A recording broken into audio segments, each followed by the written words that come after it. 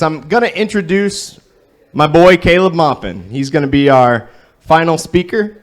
He's the leader of our organization CPI, and I'm going to tell you why he's important to me. These are 7 things that Caleb taught me, okay? If you haven't watched Caleb, he's got a YouTube channel. He teaches mainly history, and he broke apart some ideological ideas in my head that I couldn't find the answer to anywhere else. Nowhere else. And that's why I'm here today. One of the things we're always told is that the only way to get rich is capitalism. It's the only way to make any money. Socialism just leaves everyone starving in a rice field. That's how it works. Caleb actually wrote a book.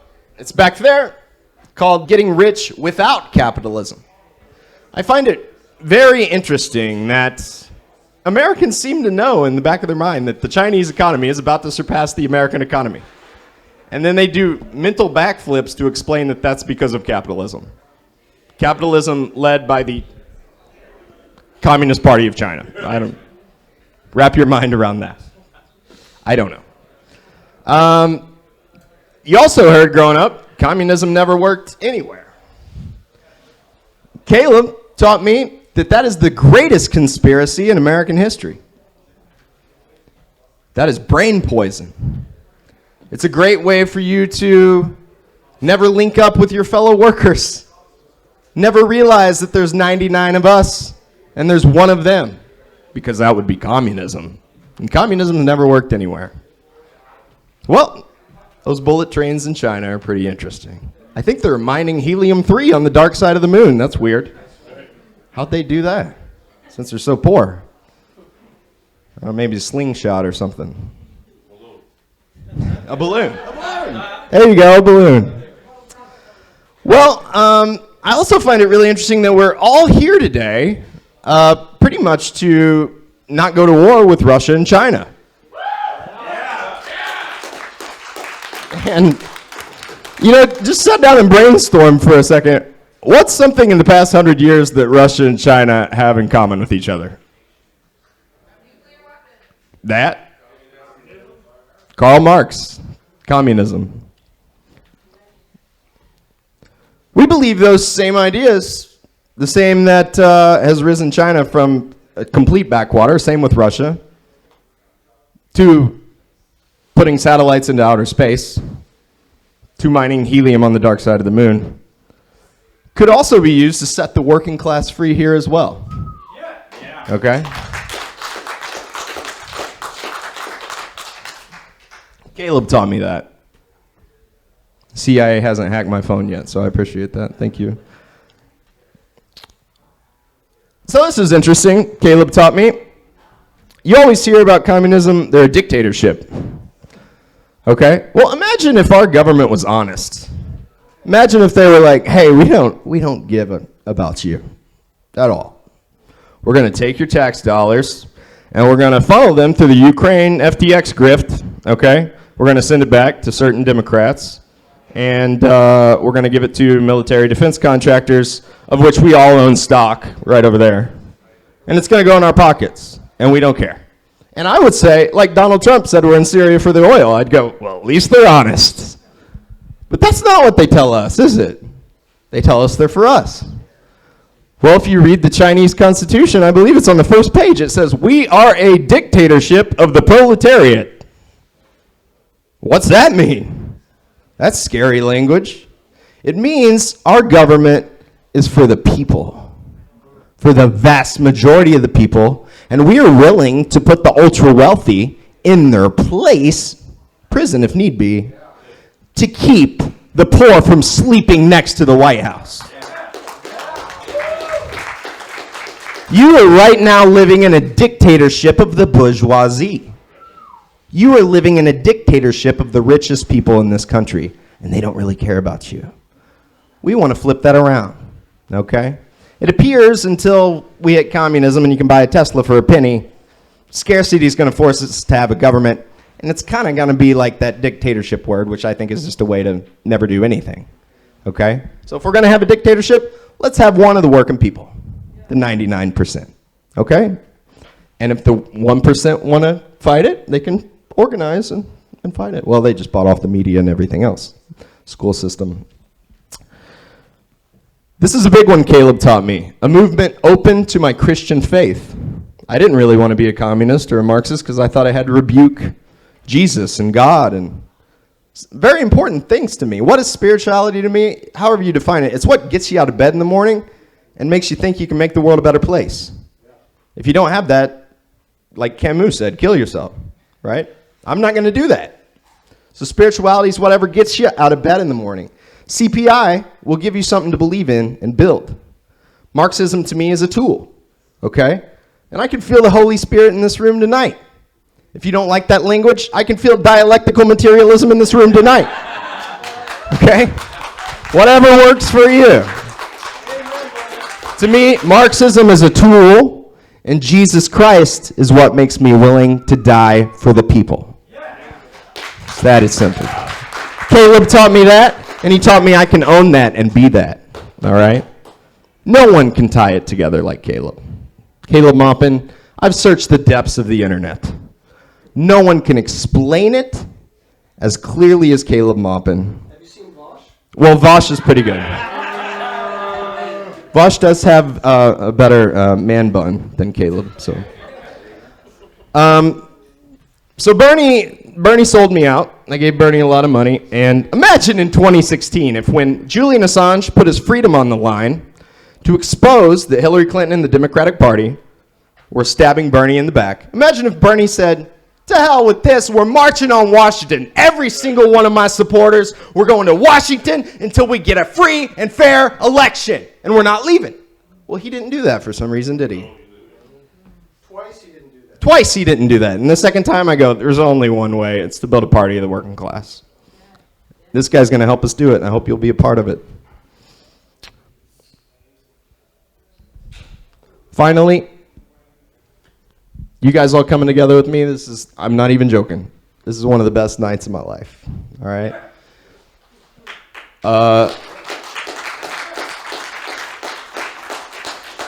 Caleb put it together.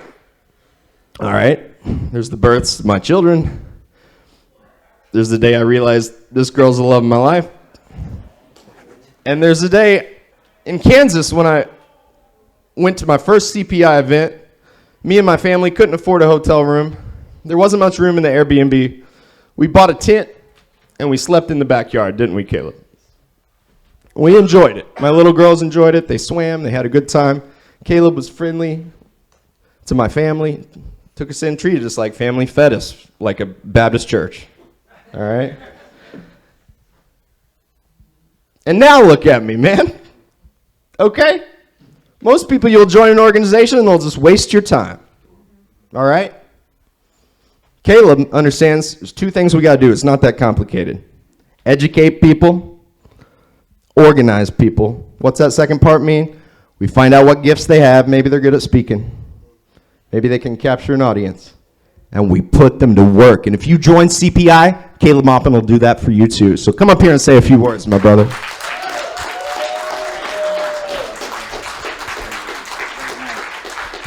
I want to start out by thanking you all for being here and thanking you all for making this so special, because people don't seem to realize sometimes how much work goes into making an event like this happen. You know, I've been on the other end many times, and I've walked in, but I want to thank Elizabeth for the hard work that she's engaged in. No one's worked harder than Elizabeth. I want to thank Brian for the great work he's done, with the music committee, and our other performers as well for the great, performances that they've done. I want to thank the other folks who coordinated and helped us set up and do everything. This took a lot tonight, but it happened, and it was a challenge, and it's really great that we're here. It's really, really great that we're here. Now, if you watch my live streams, you'll be familiar with this little mathematical formula. 100 years or so before Ayn Rand said A equals A, Frederick Engels, in a book called Dialectics of Nature, explained dialectical and historical materialism with this phrase: A does not equal A. And what does this mean? Well, this means that this first A can never be exactly the same as this second A, because the world is constantly in a state of motion. The world is constantly moving. The past is never the same as the present is never the same as the future. We are constantly in a state of motion. The world is changing. The philosopher Heraclitus, he said, you never step into the same river twice.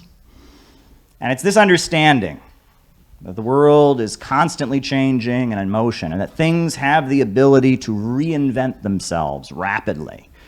That's what gives us the ability to be optimistic, because there's so much darkness and so much evil all around us. But when we realize that things can change and that our lives can have an impact on changing the world, that gives us the ability to see through the nightmare of the present. John Steinbeck, the author of The Grapes of Wrath, it's a very radical book if you actually read it. I don't know why they let us read it in school, because if you actually understood The Grapes of Wrath, he wrote, if you could separate causes from results, if you could know that Thomas Paine and Karl Marx and Thomas Jefferson and Vladimir Lenin were results, not causes, you might survive. But that you cannot know, for the quality of owning freezes you into I and forever cuts you off from the we. That's from The Grapes of Wrath. And he's explaining how it is the material conditions of the world that actually drives the changes that happen. Individuals emerge and they give voice to sentiments that exist already among the population. But they did not invent those sentiments. It is the conditions of the world that give birth to great heroes. People like Che Guevara, people like Hugo Chavez, people like Mao Zedong and Fidel Castro, they emerge as a result of material conditions, and they give voice to the sentiments that already exist. Now, there's a couple people here from Missouri tonight. Tyler's from Missouri, and Simon's also from Missouri. Is there anyone else here from Missouri tonight? Oh, very good, very good. All of you from Missouri have a special place in my heart, because my grandfather was from Missouri, and I used to go out and visit my grandfather in Missouri. And I'm sure, as our Missouri residents can attest, it is one attribute of older men in Missouri is they're not always politically correct in the way that they speak. I think that's a fair way of putting it, right? They're not always, totally PC in everything they say. I remember one time I was over at my grandfather's house, and the screen door popped out, right? And he said, "God damn it, this house must be built on top of an Indian graveyard." And I was a kid. I did not know what that meant. It's kind of scary if you think about it. I'm like, there's ghosts in the house. What is this? What is this? So my parents had to explain to me that this is an old superstition. It's like the movie Poltergeist, right? It's like the movie Poltergeist, this belief, and it was just an expression. My grandfather was using an expression. But I think about that moment where my parents are trying to explain to me what my grandfather meant when he said that. I think about that moment, and I really think about it, and it strikes me how much America is cursed. Because it's not just one house in Missouri that's built over top of an Indian graveyard. It's a whole country that's built on top of an Indian graveyard, and a Vietnamese graveyard, and a Korean graveyard, and the graveyard of the African people in the transatlantic slave trade. And that in many ways, even in the good times in America, that you could feel this curse hanging over U.S. society. You go back to the 1950s when there was a booming economy, there was still something evil beneath the surface. All those cars and all those houses and all those hula hoops and refrigerators, we know they were dripping in blood. And there was some kind of evil that hung over U.S. society. And I think a lot of the younger folks that get caught up in the wokeness, what they're trying to do is they're almost trying to engage in some kind of magical ritual. They're convinced if they say the right magic words, if they say systemic racism, if they say check your privilege, that somehow that curse will vanish. Somehow that curse will go away. They're engaging in a kind of magical thinking, like where if we just do the right politically correct kind of thing, everything in U.S. society will be corrected. But that's an illusion. It's an illusion because we live in a material world. And these kinds of contradictions have to work themselves out. They don't change because you say the magical words. They change because society changes. And that's why a lot of younger folks fall into it, but that doesn't apply to our leaders. Why is it that our leaders are doing this woke makeover of the United States? Why is it all of a sudden Kamala Harris, who locked up thousands of African-American men for victimless crimes, is suddenly kneeling for George Floyd? Why is it that CNN and MSNBC are now promoting wokeness? Well, the power structure in the United States is doing that because they are generals fighting the last war. Because it is a fact that during the Cold War, when Jim Crow segregation was still going on, the Soviet Union took a petition to the United Nations to expose what was being done to African Americans. That's why. Mao Zedong welcomed black freedom fighters to China. The Black Panthers were welcomed to North Korea. And they've studied the history of the Cold War, and they've realized that the oppression of black people and the discrimination that other folks have faced was a bludgeon that the global anti-imperialist movement could use to expose the United States. They could say, the United States, you're going around the world talking about freedom and democracy. What do you do to black folks? What do you do to Chicano folks? What do you do to Asian Americans? They could use that to expose the United States. And so now, having studied the history of the last Cold War, in the new Cold War, what they're trying to do is they are trying to completely reinvent the image of the United States. To say, we are not the America of the Ku Klux Klan anymore. No, no, no. This is a completely new America. And with this new moral authority they want to give themselves, they feel that that will give them the justification to then attack Russia, or to attack China, or to attack Venezuela, or to attack Iran, because, oh, look, we are now the bastion of civil liberties and human rights. It is an attempt to wash and whitewash the image and the history of the United States in order to justify regime change around the world. And it's been a bit confusing for those of us who call ourselves leftists, because they have hijacked certain phrases and certain terms that we have used over the years, but they're using them for a very different purpose. And they're using them not to build working class unity, but to incite division. And they are using them to set sections of the population against each other so they can make us all poorer and grind us all into deeper poverty. And it was Rosa Luxemburg. I like Rosa Luxemburg. Back at the time World War I was breaking out, this is what she wrote. This world war is a regression into barbarism. The triumph of imperialism leads to the annihilation of civilization. At first, this happens sporadically for the duration of a modern war, but when we enter a period of unlimited wars, it begins progressing toward its inevitable consequences. Today we face the choice, as Frederick Engels foresaw it a generation ago, either the triumph of imperialism and the collapse of all civilization, as in ancient Rome, depopulation, desolation, and degeneration, a great cemetery, or the final victory of socialism, and that means the conscious, active struggle of the international proletariat against imperialism. This is the dilemma of world history. And so what is she saying there? She's pointing to the fact that capitalism and Western imperialism and the system we live under, if it just falls, there's no guarantee that what comes next is better. The Roman Empire fell, but was the Roman Empire falling something that was ultimately good for humanity? No, because it was replaced with something worse. It resulted in the population of Europe going down very significantly. The average person living in Europe, their height decreased by inches. Life expectancy went down. A brutal, barbaric, evil empire was replaced by instability and chaos, and it led to depopulation. In fact, the population of Europe didn't return to the level it had been at the height of the Roman Empire for 1,100 years. And it was actually after, around the time this country was being founded, that Europe was returning to the population level. And if any of you, had the opportunity to do any tourism, look at the buildings here in this city. Look at those columns. Look at the names of streets. There's a reason that the founders of the United States were almost obsessed with the Roman Empire and the fall of Rome. The most popular book at the time the United States was being founded was called The Rise and Fall of the Roman Empire by Edward Gibbon. And, Thomas Jefferson and Alexander Hamilton and George Washington, they were obsessively studying what went wrong in Rome. They were thinking, we're building a civilization again. How can we do it differently so we don't experience what happened in Rome? And so in order to understand why we're in the situation we're here now, we have to explain why the Roman Empire fell. We ought to just look at this. Why did the Roman Empire fall? You almost don't want to ask the question, right? When you hear a politician get up and say, well, the fall of Rome, you almost want to run away because of what they might say. But why did the Roman Empire fall? Well, it fell because of the fact that slavery is not only a brutal, barbaric, evil system, it's also highly inefficient.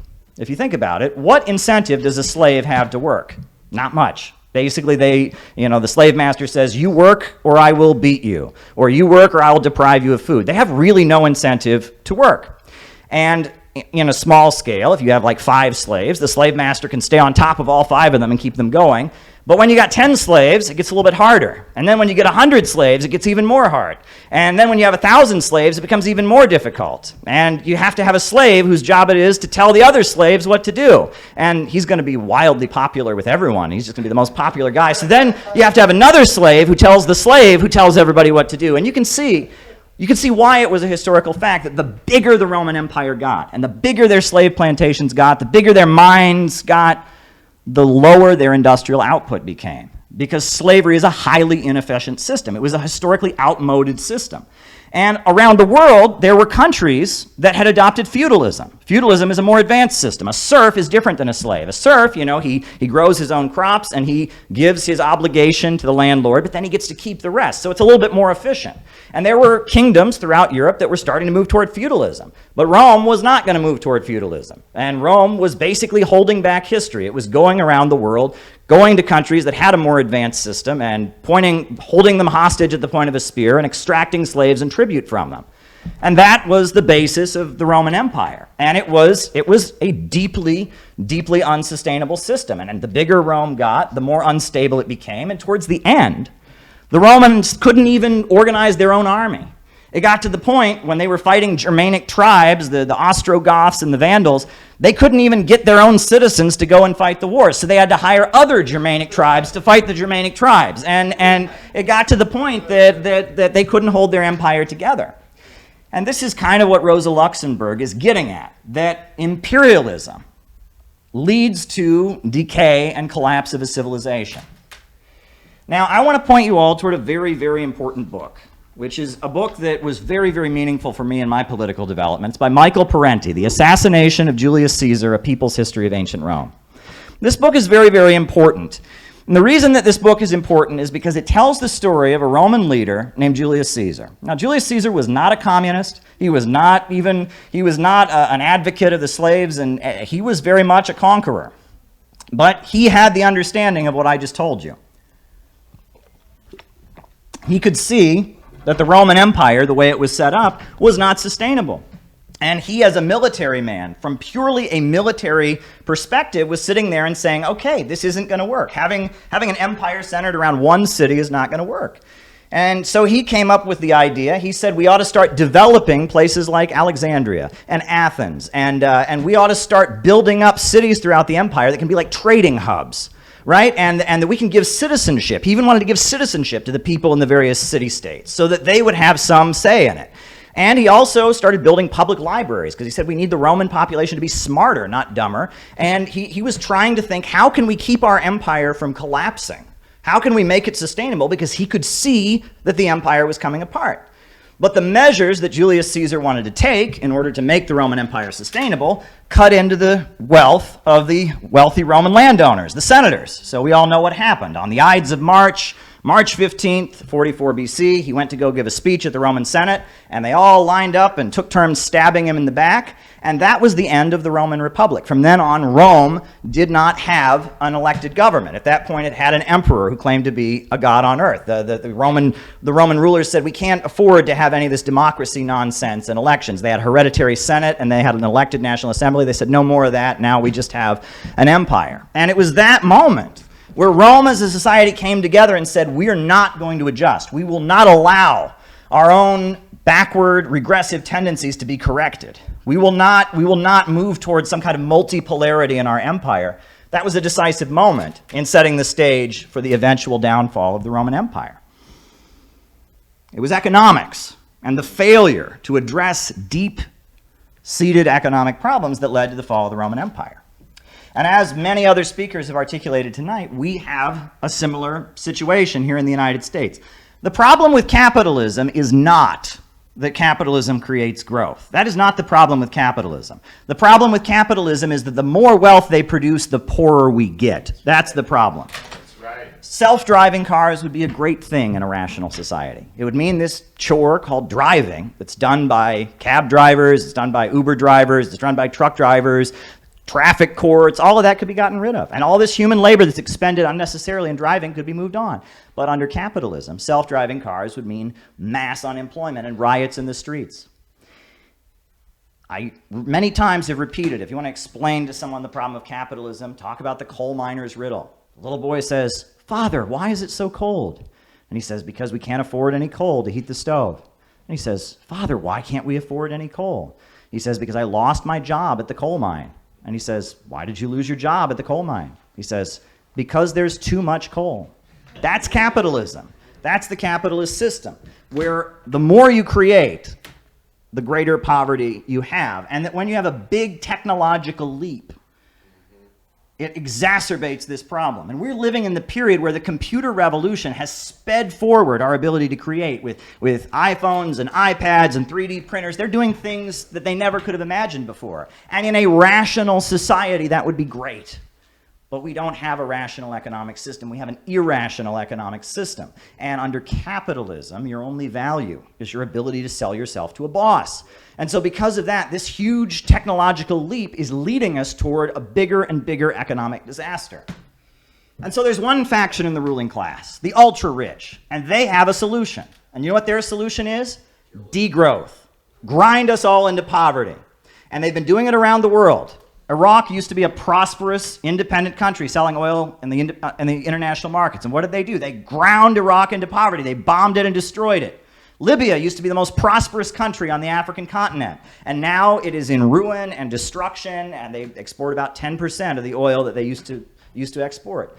Afghanistan was kept in chaos for 20 years. The USA didn't stabilize Afghanistan. The USA kept Afghanistan unstable. They kept the drug lords operating. They helped the terrorist groups continue to do what they're doing. They were not trying to stabilize the country.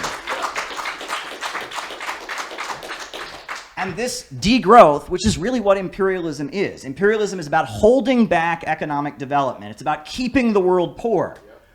They have decided that to save their system, it's not enough just to do it to Africa now. It's not enough just to do it to Asia and Latin America now. Now they're going to do it to Ohio and Pennsylvania and Texas and every corner of this country. And this middle class that they propped up to stabilize their society, they've decided they can't afford it anymore. That's what they've decided. They've decided they're going to terminate the middle class. And they're doing it to save their system. But not all the capitalists agree about this. There's many capitalists who say, no, I don't want my profits to go down. No, I don't want people to be too poor to buy my products.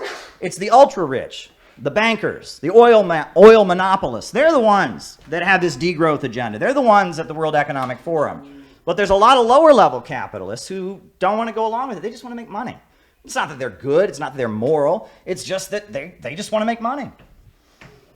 And that gives us a great opportunity.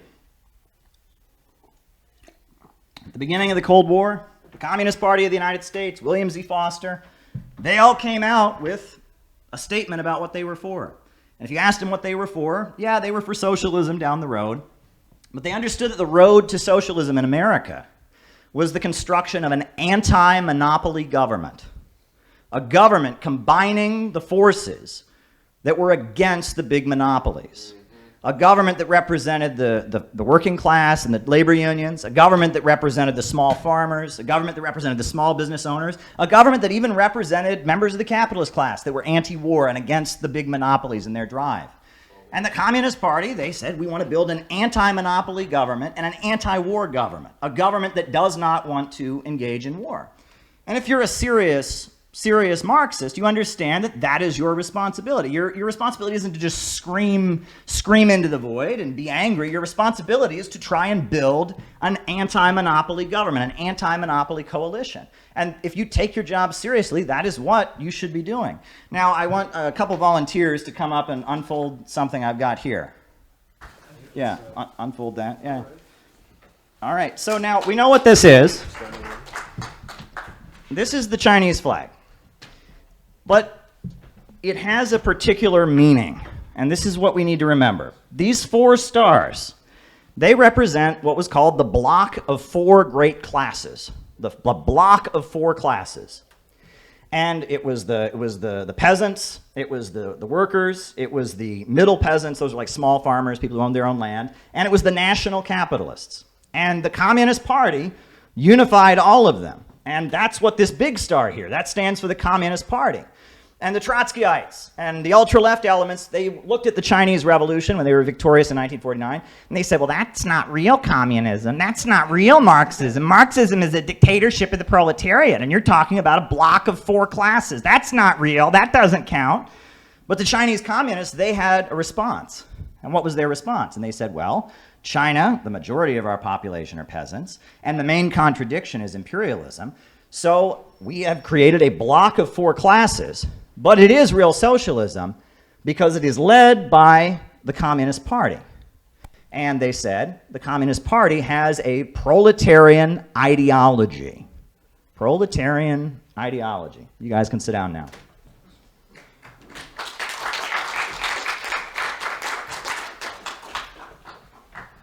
Where does the word proletarian come from? Well, we have to go back to ancient Rome, don't we? Does anyone know what the word proletarian literally means? It actually literally means one who has children. That is the definition of a proletarian. That's really what it means. The class, the ones who procreate. And the reason that was the term used for certain people in ancient Rome is in Rome you had slave owners and you had slaves, and the proletarians were neither slaves nor masters. And all they had were their children. They didn't own any land, they didn't own any property, but no one else owned them. They were the class that had nothing but their children. The only way they could have property is if they had children. Your children were considered to be part of your property. And the proletariat had never existed before until ancient Rome. You know, in other societies, you have slaves, you have masters, you have serfs, you have landowners. There'd never been a proletariat before. And that's why when great kings from all over the world, when Cleopatra and others visited Rome, they were shocked because they knew that Rome was the capital of the world. This was the capital of the modern world, the center of this global empire. But they would see homeless people on the streets. They would say, how can this be? How can this be? Well, that's because when you have proletarians, you have homeless people. Because if the proletarian can't sell their labor, they can't survive. And so this great city had a big problem of all these crowds of desperately poor and homeless people. And Julius Caesar, part of the way he built up his power is he became a champion of the proletariat. And he started passing laws to help the proletariat and things like that. And that's part of why he was killed. This is what you have to remember about Rome. See, back in Rome, we understand, they had the polytheism, where they believed in different gods. And the way Rome was set up was that every section of society, they had their own rites and religious practices. The navy of Rome, they worshiped the god Neptune, and they had a special temple for the god of the ocean, Neptune, and they had special rituals that only sailors would engage in because they were worshiping the god Neptune. There were parts of the military that worshiped Mars, who was the god of war, and they had certain ceremonies they would engage in, and these were called the mystery cults, right? It was based on your profession. You prayed to a certain god, you engaged in certain rituals. There were certain teachings that you learned as you became, if you were a sailor for a few more years, you'd learn more about the legend of Neptune and his life. And these were called the mystery religions, or the mystery cults. This is how Rome was set up, as they had this. And as the proletariat in Rome started organizing and started withholding their labor and saying to the employers, the pipe fitters and the bricklayers, they started to develop their own mystery religion. A lot of them were from Greece. A lot of them were Jews from Palestine. And when they would get together and organize as the proletariat, they started to worship their own God. And they started to have their own mystery religion, if you will call it that.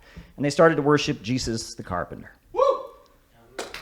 This is a historical fact. Go read The Foundations of Christianity by Karl Kautsky. Christianity as a religion began as the political expression of the Roman proletariat. That's what it began as. The proletarians were asserting their rights and fighting back against their employers. They developed their own mystery religion. They worshipped a craftsman just like they were. A lot of them were Jews from Palestine.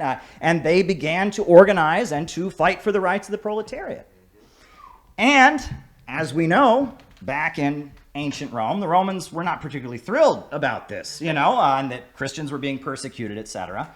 But after the Christians continued, and after so many of them had been fed to lions, and so many of them had been burned at the stake, and it still existed, there started to be some within the Roman ruling elite who started to say, well, maybe there's parts of this Christianity thing that we can co-opt for ourselves. We have this problem with homeless children. These Christians, they build orphanages. So maybe we could find some good Christians to build orphanages and deal with this homeless children problem, And all over the empire, we have all these people fighting against us. And when they rally against us, they always have their own God they rally around. But these Christians, they believe in only one God. So we could outlaw all the other gods and just have one God. And so you saw Christianity being co-opted and adjusted and taken from being a revolutionary movement and turned into a mechanism for stabilizing the empire. And the Christians, when the early Christians were talking, they were talking about how one day Jesus was going to return and he was going to tear down the empire. And they were going to create a society where the last shall be first and the first shall be last. And those who were loyal reigned for 1,000 years. However, as Christianity was getting watered down and adjusted, it started to become, well, you should obey the Roman Empire because, look ahead to the next life. Think about the next life, be obedient and submissive. And Christianity was being watered down and adjusted to serve the needs of the Roman Empire. And if you think about it, that's a lot like something that's happened to our movement. There are elements that have taken socialism, the movement of the proletariat, and turned it into a mechanism for trying to stable their empire. You think about Jesus Christ. How would Jesus Christ feel if he returned now to see a church with a Ukrainian flag supporting the neo-Nazis in it? But then, dare I go there? Go there. How would Lenin or Stalin or William Z. Foster or Gus Hall feel if they saw the disgraceful organization that calls itself the Communist Party USA?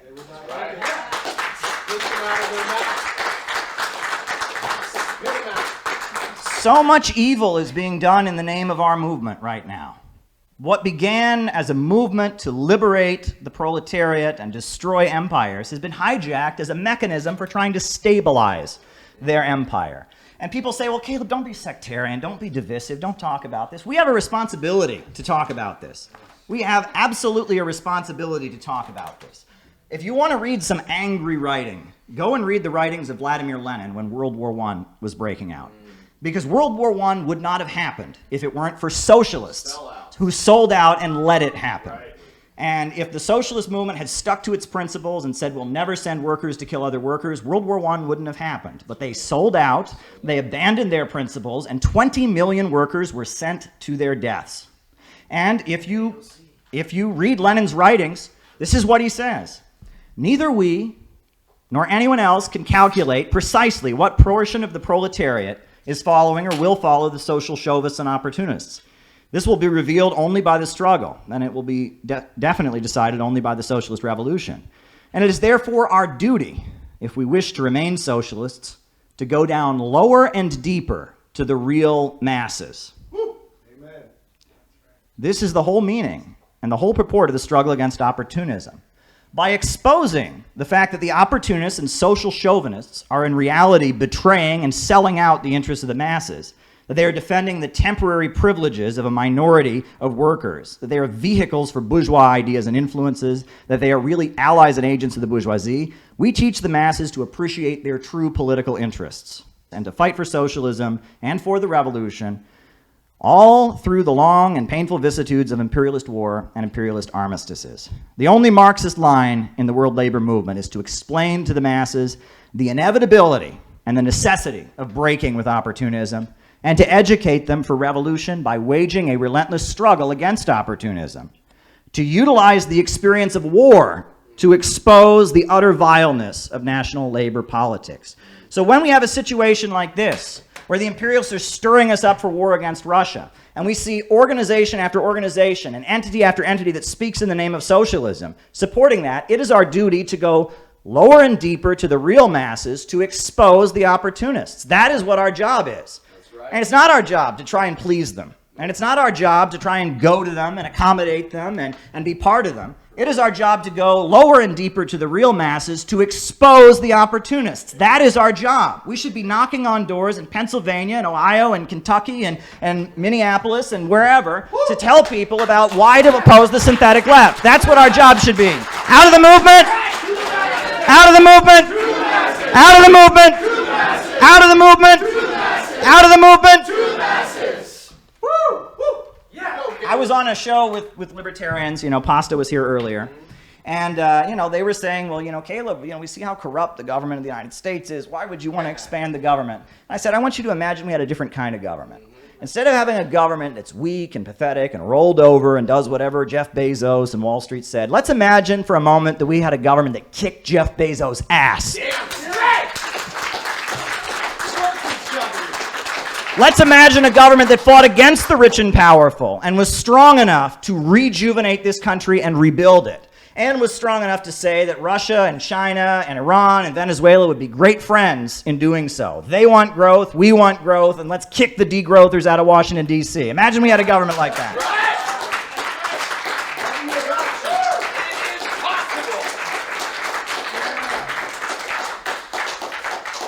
And let me also add that Che Guevara, he very famously said that true revolutionaries are motivated by great feelings of love.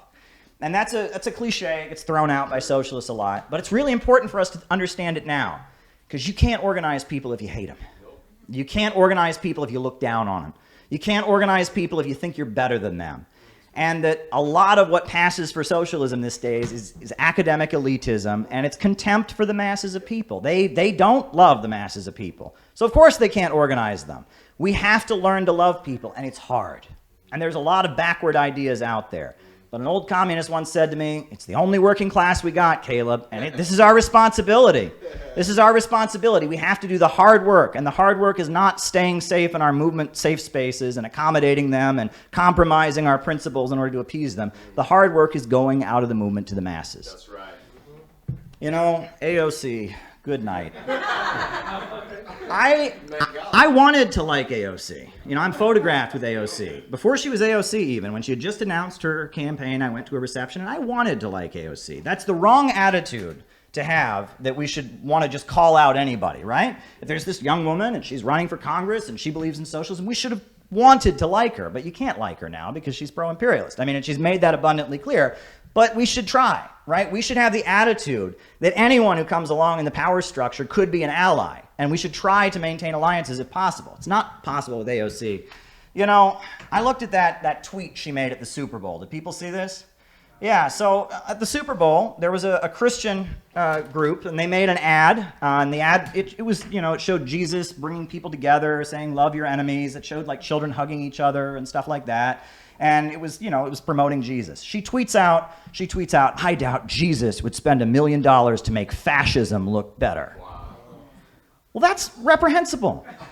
No, I mean, you know, it'd be one thing if this was an ad opposing abortion or if this was an ad opposing gay marriage. This was just an ad promoting Christian love and brotherhood, and she calls it fascist.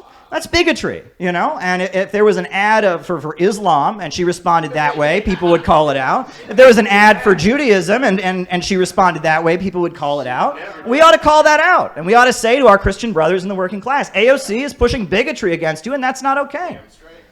And you know, Ilhan Omar, you know, another member of our great squad, she posted, it was something about January 6th. And she said, well, people aren't rallying behind Trump because of their economic suffering, she said. She said, it's not because of economic hardships or injustice. She said, they're just losing their privilege.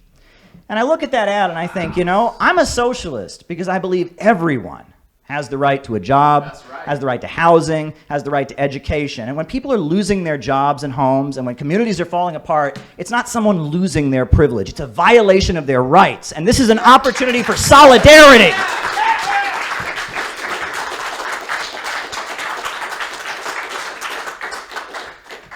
Now, you all are great. I've been talking to you all, and we've had some great speeches here, and, you know, I really want to spend my time in this room, but for just a moment, I want to speak to the isolated, lonely, negative, millennial or Zoomer communist who's watching this at home on YouTube, and I'm going to speak directly to them in the camera. You're watching this, and you're feeling a lot of negativity. And you're watching this, and you're frustrated, and you're angry. And your politics are motivated by anger and frustration. They're frustrated by isolation. And that's understandable in a society like the one we live in, where death is all around you. Death is everywhere in this society. People are dying of opioids. People are killing themselves. We've got the danger of a new world war hanging over our horizon. Death is everywhere. There's a huge effort from social media, from mainstream media, to try and get you to die. For just a moment, I want you to look inside of yourself and listen to the part of yourself that wants to live. That's right!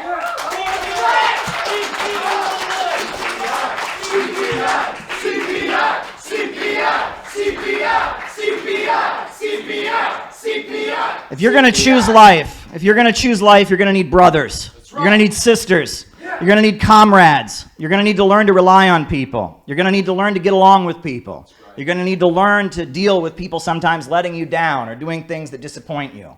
But if you're going to live, you can't do it alone. You need a community. You need people to struggle with. And my whole adult life has been spent in communist organizations. And I can't imagine what life would be without this. But a lot of people say to me, Caleb, you got this great job as a reporter. Just, make a YouTube video every so often. No. When it comes to politics, for me, it is all about building an organization. It is all about building a community. That's why we're here. And we're here, and there's many people right now all over this country who are longing for something to believe in. And the ruling class is telling them that there is no truth. There is no God, there is no truth, there's nothing worth fighting for, there's nothing worth dying for. Just roll over and be degrown so we can save our system. And we are here to say we will resist. And we are going to build a solid block, and we are going to come together, and it's going to be difficult, and we're going to get on each other's nerves, and we're going to make mistakes, but it must be done. There is no alternative. We must build our organization.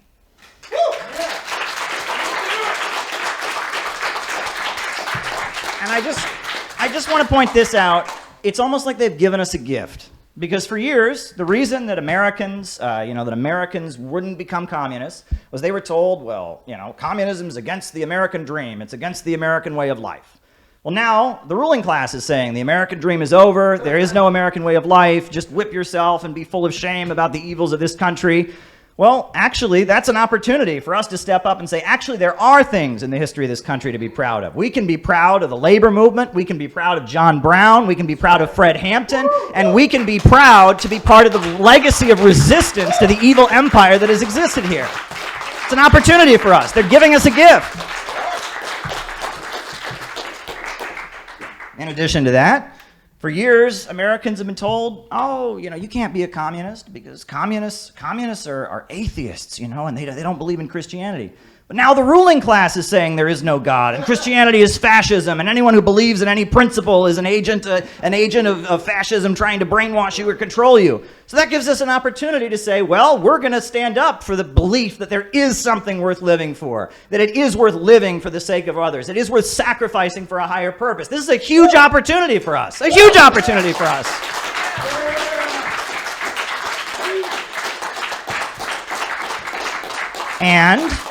And for a long time, they've told us, you can't be a communist. You can't be a communist because in America, anyone can work hard. Anyone can go out and achieve their dreams and be rich. And communism is against that.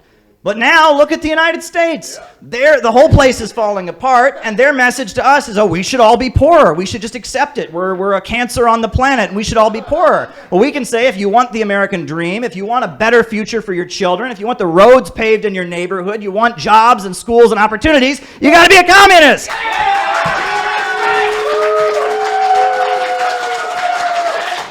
They're giving us a huge gift. Everything Americans believe in, they are handing to us on a silver platter. We just have to take it. And they are really scared of anybody taking it. They're terrified of this. Since 2008, they've been warning about the dangers of populism. Populism is the most dangerous thing ever because they know it's only a matter of time before we band together and start fighting to defend our schools and jobs and communities and coming together and realizing we have a common interest, rejecting their low-wage police state and building a new America, and doing so in solidarity with Russia and China and Venezuela and all the countries they've told us to hate. They hate us and they hate those countries, so I think we can bond together against our common enemy, don't you?